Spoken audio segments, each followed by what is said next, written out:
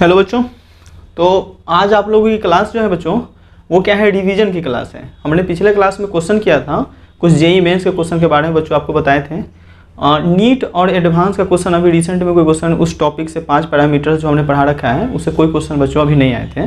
तो हमने क्या किया था कि मोशन या स्ट्रेट लाइन में पिछले क्लास में कुछ क्वेश्चन किए थे। आज का जो क्लास है बच्चों ये आपका डिवीजन क्लास होगा, और इसके बाद जो आपकी बच्चों क्लास होगी वो है टाइप्स ऑफ मोशन में आपको पढ़ना है यूनिफॉर्म मोशन किसे कहते हैं, यूनिफॉर्मली एक्सेलरेटेड मोशन क्या होता है, या फिर एक नॉन यूनिफॉर्मली एक्सेलरेटेड मोशन क्या है। तो वहाँ से बहुत सारे क्वेश्चन सबकी रिसेंट में भी आपको एक दो ईयर में मतलब प्रीवियस ईयर में आपका क्वेश्चन बनना है बच्चों। तो वहाँ फिर हम क्वेश्चन देखेंगे, अच्छे से क्वेश्चन देखेंगे, बहुत सारे क्वेश्चन इस टॉपिक से आए हैं। तो बच्चों यहाँ पे आज जो क्लास है वो रिवीजन है, तो हम रिवीजन करते हैं। अभी तक जो भी हमने प्रीवियस क्लास में मैंने पढ़ रखा है बच्चों वो रिवीजन की क्लास होगी, ठीक है। तो यहाँ ध्यान दीजिए, आप मोशन स्ट्रेट लाइन में सबसे पहले पढ़े थे मैकेनिक्स। मैकेनिक्स क्या होता है, स्टडी ऑफ मोशन बच्चों, ठीक है। मोशन, आप इस मोशन के बारे में जो भी कुछ स्टडी करते हैं वो क्या कहते हैं, उसे बोला जाता है मैकेनिक्स। जैसे हमारा कोई मूविंग पार्टिकल, जैसे कार क्या है मोशन में है, और उसमें क्या क्या हो सकता है, एक्सेलेरेशन होगा, वेलोसिटी होगा, डिस्प्लेसमेंट होगा, डिस्टेंस होगा, स्पीड होगा, टाइम टेकन होगा बच्चों। तो वो क्या है, मैकेनिक्स में आ जाएगा। वो मूविंग पार्टिकल जो भी होगा जो मोशन में होगा वो किस में आएगा, मैकेनिक्स। मैकेनिक्स क्या है, इट इज स्टडी ऑफ क्या कहते हैं, मोशन। मोशन की स्टडी को क्या कहते हैं, मैकेनिक्स कहते हैं। अब ये बच्चों इसके कितने ब्रांच होते हैं, तो इसके दो ब्रांच होते हैं। एक का नाम क्या है, काइनेमेटिक्स, और दूसरे का नाम क्या है, डायनेमेटिक्स है बच्चों। अब काइनेमेटिक्स क्या है, ये क्या है, मोशन के डिस्क्रिप्शन को बताता है। क्या बताएगा, मोशन के डिस्क्रिप्शन को बताएगा कौन, काइनेमेटिक्स बताएगा। अब डिस्क्रिप्शन मतलब क्या होता है बच्चों, कि पार्ट बाय पार्ट करके क्या करना है, डिस्क्राइब करना है। जैसे आप कोई पार्टिकल मोशन में है तो आप क्या बताएंगे, उसमें वेलोसिटी बताएंगे, फिर क्या बताएंगे, डिस्प्लेसमेंट, फिर क्या बताएंगे, डिस्टेंस, फिर क्या बताएंगे उसका स्पीड, टाइम इंटरवल बताएंगे बच्चों। नहीं, तो ये क्या है, वो किस में किया जाता है, काइनेमेटिक्स में। काइनेमेटिक्स में क्या करते हैं, मोशन के डिस्क्रिप्शन के बारे में बच्चों बात करते हैं, ठीक है। चलिए, डायनेमिक्स क्या है, ये क्या बताएगा, कॉज ऑफ मोशन। ये मोशन के कारण को बताएगा, जो पार्टिकल जो हमारा है वो किस कारण से मोशन में है। तो अगर कोई पार्टिकल मोशन में है तो किस कारण से मोशन में होता है, आपको पता है कि फोर्स के कारण। फोर्स भी एक कारण बन सकता है, कॉज बन सकता है डायनेमिक्स का, नहीं। तो ये इसमें क्या बताएगा, कॉज ऑफ मोशन के बारे में किसमें बताया जाता है, डायनेमिक्स में बताया जाता है बच्चों, ठीक है। आप स्क्रीनशॉट लीजिएगा, ऐसे पढ़ाई में भी है, ठीक है। तो डायनेमिक्स हो गया, ये क्या बताएगा, कॉज ऑफ मोशन। अब इसमें हम बात किए थे कि अगर किसी पार्टिकल का बच्चों मोशन अगर होगा तो कहाँ से होगा, पॉइंट से होगा। कहाँ से होगा, पॉइंट से होगा। और उस पार्टिकल या उस ऑब्जेक्ट का अगर मोशन के बारे में बात करें तो उसे क्या बोलते हैं, पॉइंट ऑब्जेक्ट बोलते हैं। नहीं, अगर कोई पार्टिकल चल रहा है ए, तो बोलता है ना कि ए से स्टार्ट हुआ कहाँ जाएगा, बी तक पहुंच रहा है। या फिर कैसे कोई मूविंग, जैसे मान लीजिए मूविंग पार्टिकल में ट्रेन है, तो एक रेलवे स्टेशन से स्टार्ट होती है, दूसरे रेलवे स्टेशन पहुंचती है। तो क्या है, एक पॉइंट है उसका, ये स्टेशन क्या है, एक पॉइंट है। तो वहां पे जो ट्रेन मूविंग पार्टिकल है उसका नाम क्या हो जाएगा, पॉइंट ऑब्जेक्ट हो जाएगा बच्चों, ठीक है। तो हम क्या पढ़े थे डायनामिक्स में कि मोशन जो होता है किसी भी पार्टिकल का वो कहाँ से होता है, पॉइंट से होता है, उसका नाम क्या होता है, पॉइंट ऑब्जेक्ट होता है। हाँ, अगर पार्टिकल का मोशन बच्चों कहाँ पे हो रहा है, स्ट्रेट लाइन पे हो रहा है। पार्टिकल का मोशन कहाँ होगा, स्ट्रेट लाइन पे होगा, तो उसे क्या कहते हैं, वन डायमेंशन मोशन कहते हैं। पार्टिकल का मोशन कहाँ होगा, स्ट्रेट लाइन पे होगा, तो उस मोशन क्या कहेंगे, वन डायमेंशन मोशन। वही मोशन इन स्ट्रेट लाइन जो है ना, ये मोशन इन स्ट्रेट लाइन क्या है, वन डायमेंशन मोशन है। तो हमने यहाँ पे इतना पढ़ रखा था बच्चों। इसके बाद मैंने क्या पढ़ा था, frame of reference. Technical terms में क्या पढ़े थे, फ्रेम ऑफ रेफरेंस। अब ये फ्रेम ऑफ रेफरेंस क्या होता है, तो मोशन कैसा टर्म है, मोशन ऑलरेडी क्या है, रिलेटिव टर्म है बच्चों। और रिलेटिव टर्म है तो ये रिलेटिव टर्म में क्या अटैच होता है, फ्रेम ऑफ रेफरेंस, ठीक है ना बच्चों। क्योंकि मोशन एक दूसरे के रेस्पेक्ट में होता है। जैसे पार्टिकल अगर कोई मोशन कर रहा है तो किसके रेस्पेक्ट में हो रहा है, उसका ग्राउंड के रेस्पेक्ट में होता है ना। तो फ्रेम ऑफ रेफरेंस में क्या होता है कि फ्रेम ऑफ रेफरेंस कहते किसे हैं, तो एक क्या होगा, कोऑर्डिनेट एक्सिस होगा, फिर क्या होता है इसमें एक ऑब्जर्वर होता है, एक क्या होता है, ऑब्जेक्ट होता है, और फिर आखिरी क्या होता है, क्लॉक होता है। तो 4 पॉइंट मुझे याद रखना है फ्रेम ऑफ रेफरेंस में, कौन कौन सा, कोऑर्डिनेट एक्सिस, ऑब्जर्वर, ऑब्जेक्ट और क्या होगा, क्लॉक होगा। तो देखते हैं आप, जैसे मान लीजिए कि रेलवे स्टेशन की अगर हम बात करते हैं, जहाँ से ट्रेन मूविंग पार्टिकल है मोशन करती है बच्चों, तो वहाँ पे ऑब्जर्वर कौन होता है, स्टेशन मास्टर होता है। ऑब्जेक्ट का काम कौन करता है बताइए, ऑब्जेक्ट का काम ट्रेन करता है। और जो ट्रैक जो होता है ना बच्चों, वो क्या करता है, कोऑर्डिनेट एक्सिस का काम करता है। और वहाँ पे क्लॉक लगी हुई होती है, कौन सी गाड़ी कितनी बजे आएगी वो आपको वहाँ पे डिनोट करते रहेगा, बताते रहेगा वो क्लॉक वहाँ से कि ये गाड़ी इतनी बजे आएगी, ये गाड़ी इतनी बजे आएगी, है ना बच्चों। तो फ्रेम ऑफ रेफरेंस क्या होता है, 4 चीज़ होती हैं। और फ्रेम ऑफ रेफरेंस में ही हमारा जितना पार्टिकल है वो क्या होता है, मोशन में होता है। जितने सारे पार्टिकल्स का जो मोशन होगा वो किसके अंडर में होगा, फ्रेम ऑफ रेफरेंस में होगा बच्चों, ठीक है ना। तो आप फ्रेम ऑफ रेफरेंस समझ गए। इसके टॉपिक हम पढ़ाए हैं पीछे, ये रिवीजन क्लास है बच्चों। इसे पिछले वीडियो में जाकर आप देखिएगा तो फ्रेम ऑफ रेफरेंस हम बताए हुए हैं जो क्या होता है। उसके बाद क्या बात हुआ था आपका, पोजीशन। पोजीशन क्या होता है, तो किसी भी पार्टिकल या किसी भी ऑब्जेक्ट का पोजीशन कौन डिस्क्राइब करेगा, कोऑर्डिनेट एक्सिस। कौन बताएगा, कोऑर्डिनेट एक्सिस बताएगा किसी पार्टिकल या किसी, क्या बोलिएगा, किसी भी ऑब्जेक्ट का पोजीशन बताएगा तो कोऑर्डिनेट के द्वारा। अब ये जैसे मान लीजिए कि कोई पार्टिकल है वो मोशन स्ट्रेट लाइन पे कर रहा है, ये हमारा ये कार जो है ये मोशन कहाँ कर रहा है, स्ट्रेट लाइन पे कर रहा है, एक्स एक्सिस में है। तो इसकी पोजीशन अगर मुझे बतानी है, इस कार की पोजीशन बतानी है, तो कौन बताएगा, कोऑर्डिनेट। यहाँ पे सीधे आप ड्रॉ कर दीजिए ऐसे कोऑर्डिनेट, ये वाई एक्सिस हो गया, ये एक्स एक्सिस, ये क्या है, एक्स एक्सिस है, ये ओरिजिन हो गया। और यहाँ से पता कर लेंगे कि सारा डिस्टेंस कहाँ से मेजर करते हैं, ओरिजिन से करते हैं। तो आपको पता है कि पोजीशन कैसी, पोजीशन को कौन डिस्क्राइब करेगा, कोऑर्डिनेट एक्सिस, ठीक है। अगर कोई पार्टिकल का मोशन अगर स्ट्रेट लाइन पे होगा तो उसको कहाँ कंसीडर किया जाएगा, कोऑर्डिनेट में किया जाएगा, ठीक है बच्चों। अब पोजीशन कैसी क्वांटिटी है, तो पोजीशन ऑलरेडी एक ऐसी क्वांटिटी है, वेक्टर क्वांटिटी है। पोजीशन कैसी क्वांटिटी है, वेक्टर क्वांटिटी है। इसका एरो कहाँ से स्टार्ट होगा, ओरिजिन से स्टार्ट होगा, लास्ट कहाँ करेगा, पार्टिकल के ऊपर। हमने ऐसा बताया था कि एरो यहाँ से स्टार्ट होता है और ये क्या है, हमारा पार्टिकल है, इसका मास क्या है, m है। तो ओरिजिन से स्टार्ट होगा, लास्ट कहाँ कर जाएगा, पार्टिकल के ऊपर जाके रुक जाएगा। कौन बताइए, पोजीशन में एरो, यानी एरो से कैसे रिप्रेजेंट करते हैं, बताइए, वेक्टर को करते हैं। तो पोजीशन कैसी क्वांटिटी, वेक्टर क्वांटिटी है। और एरो कहाँ से स्टार्ट होगा, ओरिजिन से स्टार्ट होगा, पार्टिकल पे जाके क्या करेगा, लास्ट कर जाएगा। तो हम पोजीशन नहीं पढ़े। उसके बाद क्या पढ़े बच्चों, डिस्प्लेसमेंट। तो डिस्प्लेसमेंट क्या होता है, ये ध्यान दीजिए, डिस्प्लेसमेंट क्या होता है, चेंज इन पोजीशन, इसको क्या कहते हैं, डिस्प्लेसमेंट। और डिस्प्लेसमेंट भी कैसी क्वांटिटी है, वेक्टर क्वांटिटी है। और डिस्प्लेसमेंट को कैसे रिप्रेजेंट करते हैं, एरो से। एरो कहाँ से स्टार्ट होगा, फर्स्ट पार्टिकल से स्टार्ट होगा नहीं, और सेकेंड पार्टिकल पर जाकर क्या कर जाएगा, वो रुक जाएगा। तो डिस्प्लेसमेंट चेंज इन पोजीशन है। चेंज इन पोजीशन का मतलब क्या होता है, डेल्टा एक्स। डेल्टा एक्स का मतलब क्या होगा, बताइए, x2 माइनस क्या हो जाएगा, x1। तो यहाँ पे x2 क्या है, फाइनल पोजीशन है, और x1 क्या है, इनिशियल पोजीशन है बच्चों। और अब हम क्या करते हैं कि इसे एरो से जब रिप्रेजेंट, क्योंकि वेक्टर है, डिस्प्लेसमेंट भी कैसी क्वांटिटी है, वेक्टर क्वांटिटी है। और ये देखिए यहाँ पे, ये हमारा फर्स्ट पार्टिकल है और ये क्या हो जाएगा, सेकंड पार्टिकल होगा। एरो कहाँ से स्टार्ट होगा, फर्स्ट से स्टार्ट होगा और कहाँ जाकर रुकेगा, सेकंड पे। ये क्या है, फर्स्ट, और ये क्या है, सेकंड। अब यहाँ से यहाँ का जो डिस्टेंस होगा वो क्या होगा, x1, और यहाँ से यहाँ वो क्या हो जाएगा, x2, और यही हो जाएगा डेल्टा एक्स। डेल्टा एक्स का मतलब क्या होता है, x2 माइनस x1। तो फर्स्ट पार्टिकल से एरो स्टार्ट हुआ, सेकंड पे जाकर रुक गया, ठीक है ना। ये क्या कहें, फाइनल माइनस क्या हो जाएगा, इनिशियल, यानी x2 माइनस x1 हो जाएगा। तो बच्चों ये भी बताए थे। डिस्प्लेसमेंट कैसी क्वांटिटी, वेक्टर क्वांटिटी। डिस्प्लेसमेंट का यूनिट क्या होता है, मीटर होता है। डिस्प्लेसमेंट का यूनिट क्या है, मीटर है। और डायमेंशन फॉर्मूला क्या कहें, तो L, ठीक है ना बच्चों। डायमेंशन फॉर्मूला क्या हो जाएगा, L हो जाएगा। तो डिस्प्लेसमेंट भी पढ़ लिया आप। हाँ, अब ये डिस्प्लेसमेंट डिस्टेंस अभी बताते हैं। डिस्प्लेसमेंट डिस्टेंस में डिफरेंस भी आपको बच्चों बताए थे।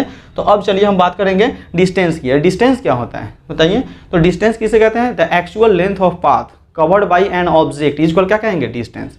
The actual length of path covered by an object is equal क्या कहेंगे, डिस्टेंस। डिस्टेंस कैसी क्वांटिटी है, डिस्टेंस एक स्केलर क्वांटिटी है। और डिस्टेंस का यूनिट क्या होता है, मीटर होता है बच्चों। डिस्टेंस कैसी क्वांटिटी, स्केलर, इसमें डायरेक्शन नहीं होता है, इसमें सिर्फ क्या होता है, मैग्नीट्यूड होता है। और डिस्टेंस कैसी क्वांटिटी, स्केलर क्वांटिटी, इसका यूनिट क्या होता है, मीटर होता है। डिस्टेंस किसी भी पार्टिकल या किसी भी ऑब्जेक्ट के द्वारा जब ट्रेवल किया जाएगा बच्चों, तो ऑलवेज क्या हो जाएगा, पॉजिटिव हो जाएगा। डिस्टेंस इज ऑलवेज क्या कहेंगे, पॉजिटिव कहेंगे, ठीक है ना। अब डिस्टेंस डिस्प्लेसमेंट में अगर डिफरेंस की बात करेगा बच्चों, डिस्टेंस और डिस्प्लेसमेंट में डिफरेंस की बात करेगा, तो डिस्टेंस डिस्प्लेसमेंट क्या क्या हो सकता है, डिस्प्लेसमेंट वेक्टर क्वांटिटी है, जबकि डिस्टेंस कैसी क्वांटिटी है, स्केलर क्वांटिटी है। एक डिफरेंस। दूसरा डिफरेंस है कि डिस्प्लेसमेंट क्या होगा, पॉजिटिव, नेगेटिव, जीरो सब हो सकता है, लेकिन डिस्टेंस इज ऑलवेज क्या होता है, पॉजिटिव होता है बच्चों। फिर नेक्स्ट कह रहा है कि मैग्नीट्यूड ऑफ डिस्प्लेसमेंट जो होता है वो किसको डिफाइन करता है, डिस्टेंस को। ये बहुत इंपॉर्टेंट चीज है। ये डिस्टेंस जो होगा ये किसको बताएगा, मैग्नीट्यूड ऑफ डिस्प्लेसमेंट, यानी मैग्नीट्यूड ऑफ डिस्प्लेसमेंट हो किसे फाइंड करेगा, डिस्टेंस को करेगा बच्चों, ठीक ना। और हमेशा याद रखना है कि डिस्टेंस जो होता है मैग्नीट्यूड ऑफ डिस्प्लेसमेंट से क्या होता है, बड़ा होता है। क्लियर है। फिर कहा गया कि इंस्टेंटेनियस जो डिस्टेंस होगा वो मैग्नीट्यूड ऑफ इंस्टेंटेनियस डिस्प्लेसमेंट के बराबर होता है, ये भी आपको बताया गया है। तो आप डिस्टेंस डिस्प्लेसमेंट में डिफरेंस देख लिए। हाँ, डिस्टेंस का फॉर्मूला क्या होता है, स्पीड इनटू टाइम। डिस्टेंस का फॉर्मूला क्या होता है, स्पीड इनटू टाइम होता है बच्चों। तो द प्रोडक्ट ऑफ क्या कहेंगे, speed and time is equal क्या कहेंगे, डिस्टेंस। मैथमेटिकल डेफिनेशन है, आप इसको ऐसे भी बोल सकते हैं, द प्रोडक्ट ऑफ क्या कहेंगे, स्पीड एंड क्या कहेंगे, distance. The product of speed and क्या कहेंगे, टाइम इज इक्वल क्या कहेंगे, डिस्टेंस बच्चों, है ना। अब यहाँ से टाइम का पूछेगा तो क्या हो जाएगा, डिस्टेंस बाई स्पीड, नहीं, और स्पीड का फॉर्मूला पूछेगा तो क्या हो जाएगा, डिस्टेंस बाई टाइम हो जाएगा बच्चों। तो शायद आप समझ गए होंगे। अब हमारा जो ये स्पीड किसे कहते हैं बताइए। तो स्पीड किसे कहते हैं, बोलिए। The rate of change of distance per unit क्या कहेंगे, time. The rate of change of distance per unit क्या कहेंगे, टाइम इज इक्वल क्या कहेंगे, स्पीड। क्योंकि स्पीड का जो फॉर्मूला है वो क्या होता है, डिस्टेंस बाई टाइम। अभी तो बताए हैं स्पीड का जो फॉर्मूला है बच्चों वो क्या है, बोलिए, डिस्टेंस बाई टाइम। और स्पीड का ऐसा यूनिट क्या होता है, मीटर पर सेकेंड। क्या होता है, मीटर पर सेकेंड, ठीक है ना बच्चों। हाँ, एक फॉर्मूला इसमें और आएगा कि एवरेज स्पीड किसे कहते हैं। तो टोटल डिस्टेंस कवर्ड बटा क्या कहेंगे, टोटल टाइम। एवरेज स्पीड का फॉर्मूला क्या है, टोटल डिस्टेंस कवर्ड बटा क्या कहेंगे, टोटल टाइम। इसको सिंबॉलिक फॉर्म में ऐसे लिखा जाएगा, ऐसे लिखा जाएगा बच्चों, टोटल डिस्टेंस कवर्ड बटा क्या लिखेंगे, total time. Total distance covered, S से डिस्टेंस को रिप्रेजेंट कीजिए या फिर एक्स से कीजिए, फर्क नहीं पड़ता है। तो टोटल डिस्टेंस कवर्ड बटा क्या, टोटल टाइम। ये क्या हो जाएगा एवरेज स्पीड। एक होता है इंस्टेंटेनियस स्पीड, तो उसमें क्या होता है बताइए, v बराबर ds बाई क्या हो जाएगा dt।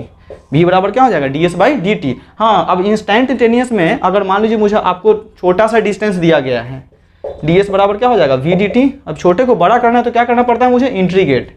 ds बराबर इंटीग्रेशन क्या हो जाएगा v dt, या ds का इंटीग्रेशन क्या होता है s होता है, तो इंटीग्रेशन क्या मिलेगा मुझे v dt मिलेगा। क्या मिलेगा v dt मिलेगा बच्चों। तो आप छोटे में हमेशा याद रखिए कि फिजिक्स में अगर छोटे वैल्यू दिया रहेगा, बड़ा करने के लिए क्या करना पड़ता है मुझे, इंटीग्रेट करना पड़ता है, ठीक है ना।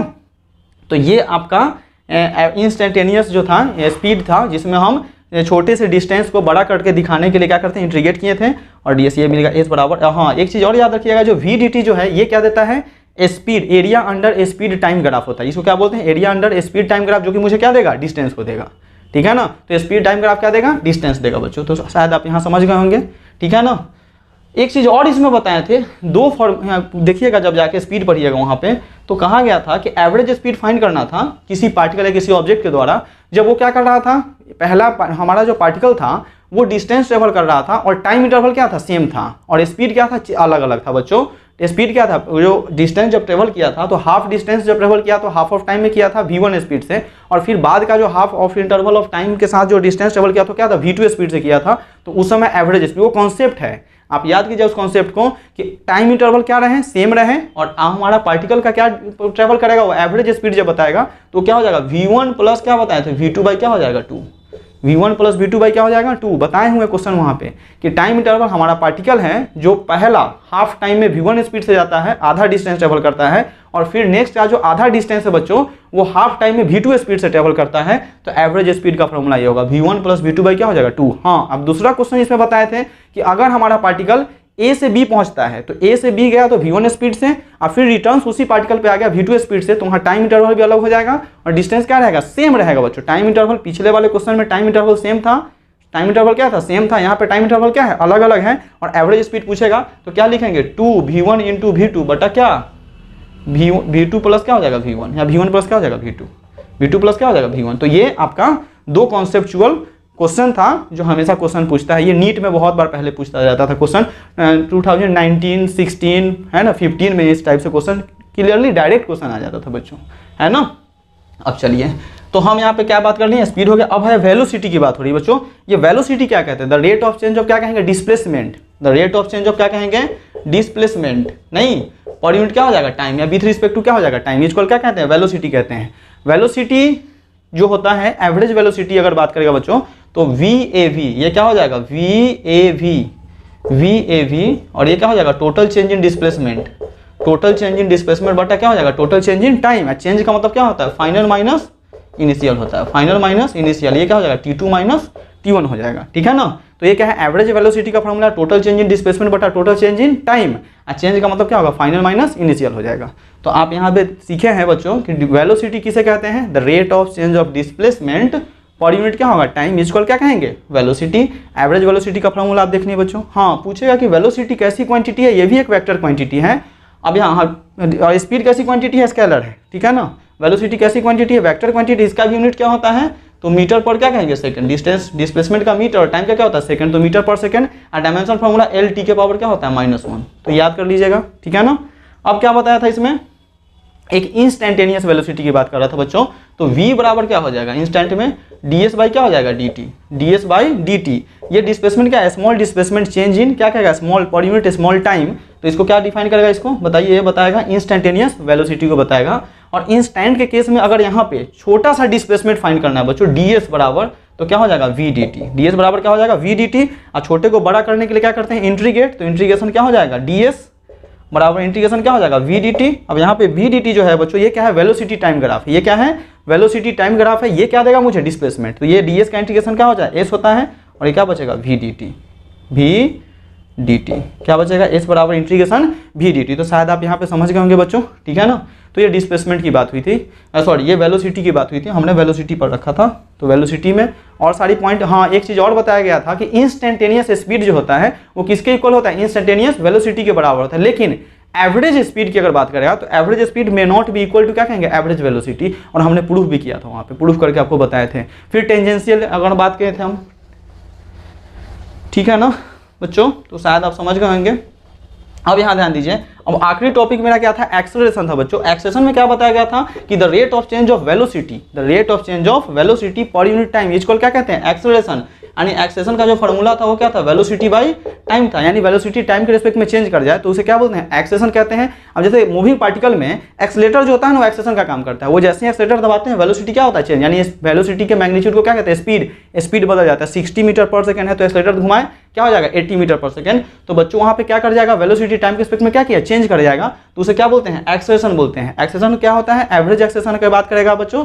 एवरेज एक्सेलरेशन की और अगर बात करता है तो क्या हो जाएगा, टोटल चेंज इन वेलोसिटी बटा क्या होगा, total change in time.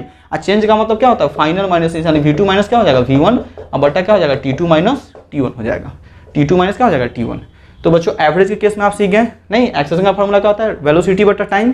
Clear है। एक्सेलरेशन का यूनिट क्या होता है, मीटर पर सेकंड स्क्वायर। और डायमेंशन फॉर्मूला LT के पावर -2, ये भी याद रखिएगा। डायमेंशन फॉर्मूला क्या होता है, LT के पावर क्या कहेंगे, LT के पावर -2। एक्सेलरेशन कैसी क्वांटिटी है, ये भी एक वेक्टर क्वांटिटी है।